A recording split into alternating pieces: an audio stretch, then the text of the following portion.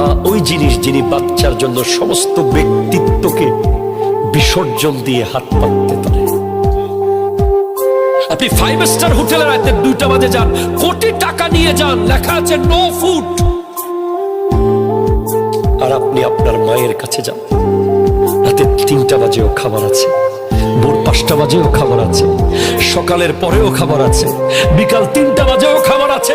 ভাত নাই মুড়ি আছে, মুড়ি নাই বিস্কিট আছে, বিস্কিট না থাকলে পাশের বাসায় গিয়ে গভীর রাতে যিনি ঘুম থেকে তুলে হাত পাতে উনি হলো মা। আর আমরা পারি নাই। এই মা পর্যন্ত,